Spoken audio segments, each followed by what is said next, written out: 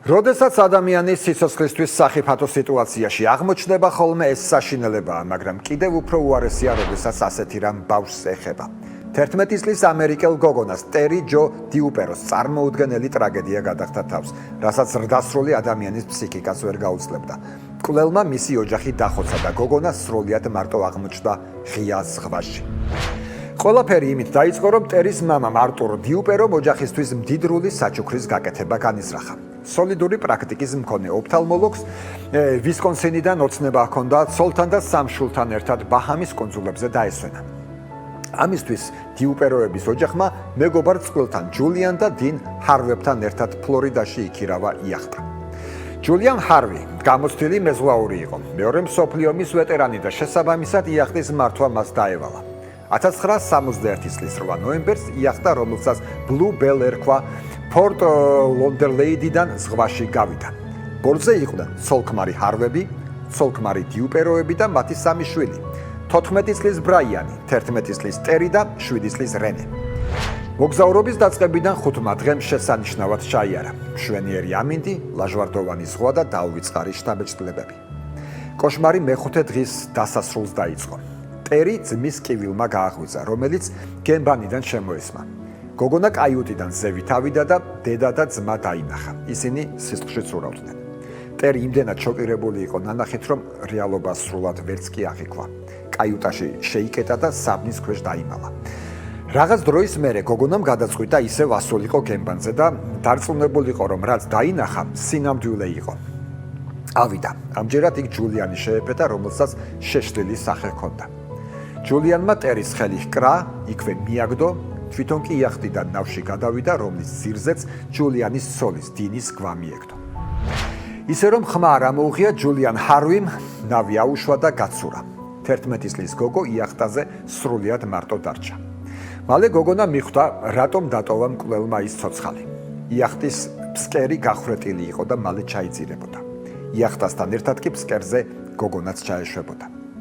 მაგრამ განგებას როგორც ჩანს, სხვანაირად გადაეწყვიტა. ტერიმ გაიხსენა ინსტრუქცია, რომელიც თავის დროზე მამამ ჩაუტარა.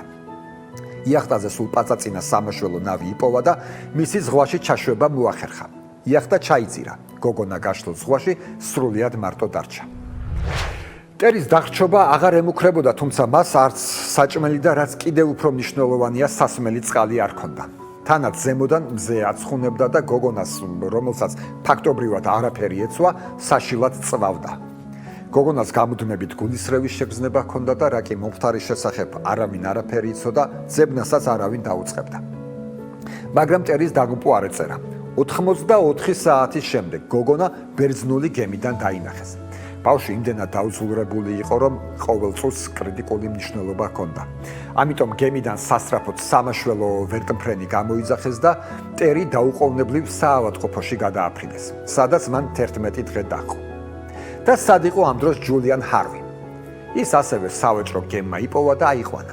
ჯულიანმა ეკიპაჟს უთხრა, რომ იახტა შტორმში მოხვა, გადაბრუნდა, ყველა დაიღუპა და მან ერთადერთი რაც მოახერხა, ცოლის ცხედარის ნავში ატანა იყო. მკვლელის ნათქვამში ეჭვის შეტანის საფუძველი არავის ჰქონდა. მას დაუჯერეს. ჯულიანის სახლში დაბრუნდა და მგლოვიარე იერით ცოლიც დაკრძალა. რამდენიმე დღეში ჯულიანს სახლში პოლიციამ მიაკითხა. მას უთხრეს, რომ ბლუ ბელის კიდევ ერთი მგზავრი, 11 წლის გოგონა გადარჩა.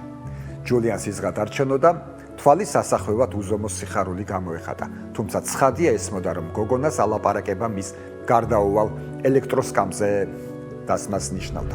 გოგონას ის ვეღარ მიწვდებოდა, რომ გაეჩუმებინა, სიცოცხლის ელექტროსკამზე დასრულების სურვილიც არ ჰქონდა. ამიტომ 1961 წლის 16 ნოემბერს ჯულიან ჰარვიმ ერთ-ერთ სასტუმროში ნომერი დაიქირავა. იქ უგონოდ გამოთვრა და თავი ჩამოიხრჩა. მოგვიანებით პოლიციამ გამოიწია, რომ მოგზაურობის წინ ჯულიანმა ცოლი უბედური შემთხვევისგან სოლიდური თანხით დაასხვია. მეხუთე ღამეს მან დინი დაახრჩო. კაცს უბედური შემთხვევის გათამაშება სურდა, მაგრამ ამ ქმედების დროს მას თავზე არტურ დიუპერო დაადგა. დამნაშავემ გადაწყვიტა, ყველა დაეხოცა. სიკვდილის წინ ჯულიან ჰარვიმ ალბათ ინანა კიდეც, რომ 11 წლის გოგო ცოცხალი იმიტომ დატოვა, რომ დარწმუნებული იყო, ბავშვი ვერ გადარჩებოდა. მადლობა ღმერთს, ასე არ მოხდა. ეს ისტორია კი მსოფლიომ ჟურნალ Life-ისგან შეიტყო, რომლის გარეკანზეც გადარჩენილი ტერის ფოტო დაიბეჭდა.